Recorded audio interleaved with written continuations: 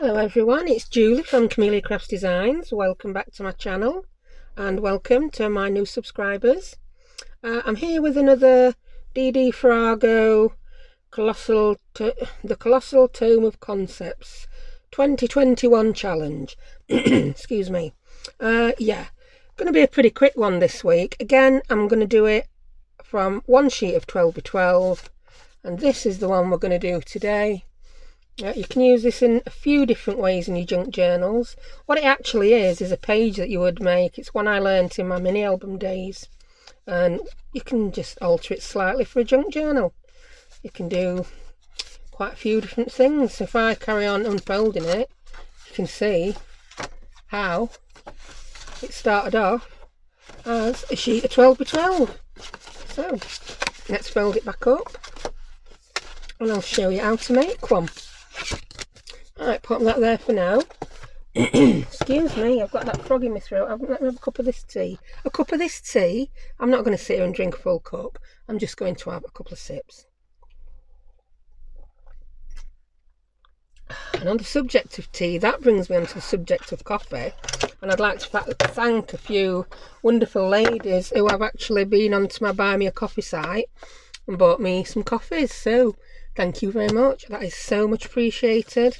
It really helps me with my channel, because everyone says it does take a lot of time to do these videos, and all the time I take away from running my Etsy shop, which is my full-time income at the moment, is less money coming in. So that is absolutely really appreciated. Thank you very much. I'm not going to name you because you may not want to be named.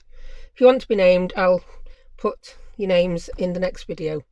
So thank you. Anyway, let's crack on with this page. Right, I've lost my bone folder already. I've just got all my stuff out on the table ready, and I've already lost my, well, it's not a bone folder I use for these, is it? It's like a little plastic scoring tool. It's not even plastic, it's plastic and metal. One of them. I've lost my grey one of them. I've had it. I've just made 2 pockets with it and now it's disappeared. I've got plenty of spare ones, but they're all slightly different. That's a good size. Let's use that one. Right, stop waffling, woman. So I've got some sheets of 12x12 out here that I'm not keen on both sides. Like that, I'm not. Yeah, it's lovely, but not for my journals. But the other side is much more muted, and I could do something with that. I wouldn't mind a little bit poking out. You'll see a little. That will be the main page that I choose, and then that bit there that you see with stripes will be the other side. So I don't mind seeing a bit of that. And what you see is a bit from the middle. So all this really dark green will be folded up inside. So it's a good way to use those papers that you only like one side of, and perhaps the middle of the other side. But you might think that's not many, but that one, I love that page, but I don't like that big love art on it. It's not for me. So should we use that one first? No, because I want to use that one first. Yeah, I need to put a warning at the beginning of this video. Contains much wafflage and ditherage. Right, first thing you want to do is score at 3.5 inches. I'm just checking I've got the right end. Put the paper side facing you that you want to see on the outside. So you score at 3.5, and is it 8.5? 1, 2, yeah, 8.5. Because what you're actually doing is scoring 3.5 inches from each edge. And then turn it around 90 degrees and score all the way down the middle at 6 inches. Then before you go on, burnish all these creases, which you should be able to see now. So that we're at 6 for 6. I'm just using the edge of my board to make sure I've got this straight. So if you work with 12x12 paper and scoreboards, you'll know that sometimes, even though you've scored it, it's not quite in the centre. when you come to burnish and crease it, it depends on which side of that scoreline you fall on slightly. So I'm just making sure I get this dead in the middle, because I want this spot on. Then fold that other one. I use my scoreboard, you know, when I'm folding up pages for journals. You know, you're just folding them in half. Yeah, I just put one edge there, fold, fold. It makes your life such a lot easier. Scoreboards, not just for scoring. Right, so that's that one burnished. This is quite a thick paper. It seems a bit thicker than the other one I used. I hope it is going to work for this. Right, then what we're going to do is cut up this line. So you've got your paper. Well, you can have it either way, it doesn't matter. We'll put it on the face anyway, it's less garish. And you want to cut from each edge up to where you scored at 3.5 from each side. 3.5 there, 8.5 there. So cut from there. So you're cutting along that centre line that you scored at the 6-inch mark, just up to where it meets that next score line. And you do that on both sides.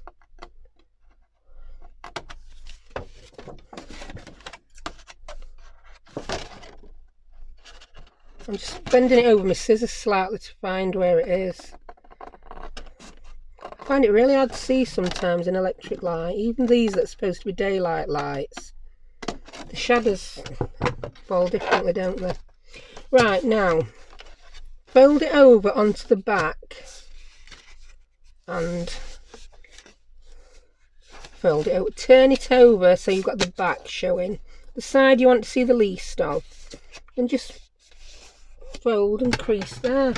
Again, burnishing from where you cut to down there to make a triangle. I feel I'm just being very waffly again. And then do it to that one. Yeah, it's quite a thick paper this. We'll see how well it works with a really thick paper. These are the paper pads that you get in the UK from the Works. And I think they have some in the range. Like £3 or £4 for a pad of 12 by 12s. They're so, yeah, they're nice.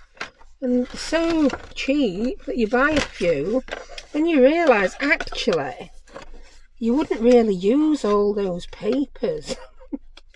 So I find them quite good for this kind of thing. Once you've made up the initial pocket, you're then going to embellish it and decorate it with other things. So you can cover up the bits you don't like. Right, that's that. I'm being very careful. It's hard to see when my head's not right over it. I think I'm making this look harder than it is. So normally I'd be having my head right over it. And you'd see nothing, you'd just see back of my head. And that's not that interesting, I assure you. Right, they're burnished. So when you've done that now, fold that in. You might have to trim a little bit off there, and I'm going to have to trim a bit off that one. Just so it'll fold easily. Yeah, that's better. That's folding much better. Yeah, that one's fine. I'll burnish them in a minute. That one's going to be fine. That one's going to need trimming. Whenever you fold paper, the thicker it gets, the more you need to cut off the side that's folded on the inside.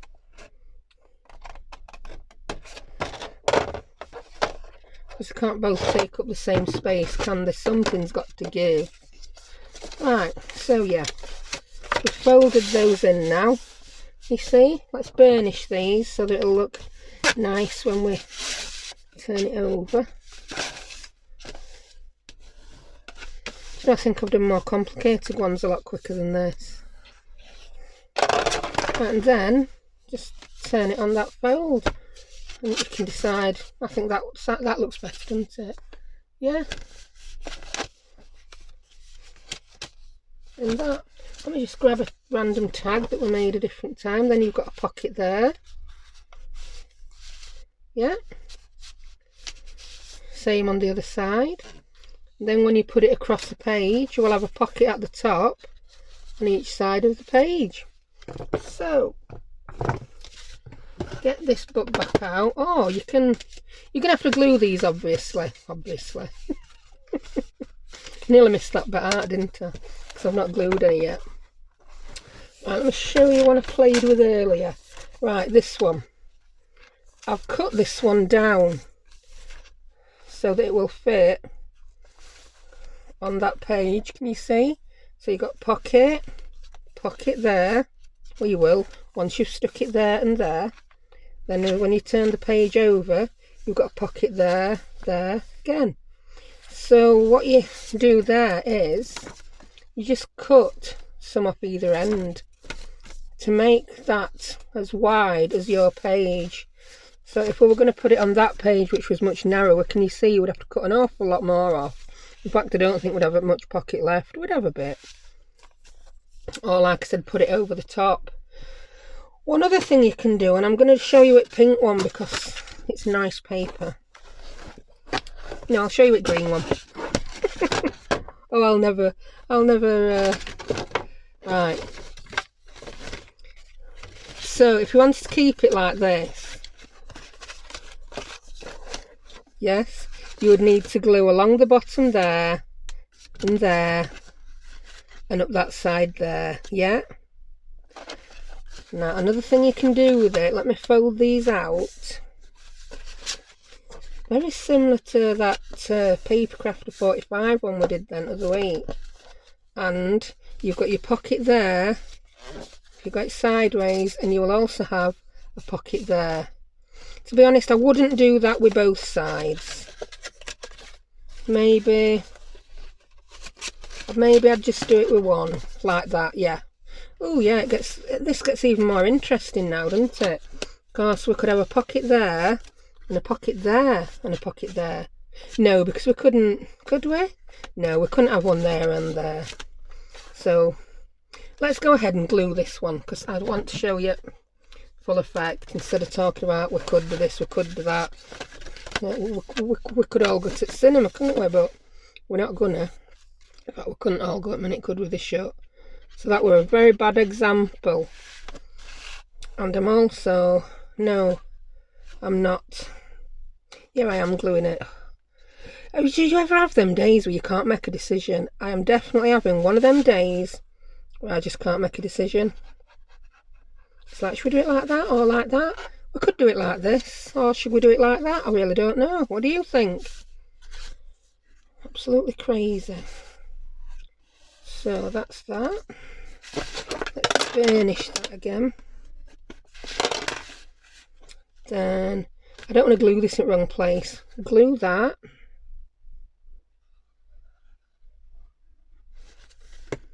I'm using my Cosmic Shimmer, by the way. If you're going to fold it over to outside, I wouldn't trim that edge down so it tucks in neater when you fold it. You can hardly tell on this paper, but you could on some others. I'm going to grab some of my random ready-made tags so that you get the effect of where all the pockets are. You've got a pocket there. You've got a teeny tiny little tuck spot that we can pop something in there. Or if you've got it sideways, that's then a pocket. Pocket there, pocket there. I quite like that. Yeah. Let's put it over a page, see what occurs. So this is just me not doing much paper crafting, but a lot of messing, and yeah, a lot of messing. Just sums me up. So we could put it over the top of the page. Could be there to stay forever. So that's a little tuck there then, isn't it? And a pocket there. Oh yeah. And a pocket there if you glue the bottom. So what I was saying earlier is use that bit of card. You could put another pocket across there and have another pocket in there. Just like pocket, you could make a page pocket city, couldn't you? But I think I'd like these loose like that, you know, and fastened in with an altered paper clip so you could take them out. You could put the paper clip there, and then you could have that as another giant tuck spot. There's just all sorts you could do with them, isn't there? Yeah, I'm quite liking these. So yeah, that's been a very waffly video today, hasn't it? I'm tempted to cut that one down to show it you on the page like that. Shall we? I'm gonna. Right, get a pencil, woman, which is all hiding behind your spare papers. I'm just going to mark it where it needs cutting. I'm going to grab my little chopper. I don't know if I'm in shot with my chopper, but nearly. There you go. Don't chop your fingers off, because the way today's going, that could occur. It really could. That moved. Try again.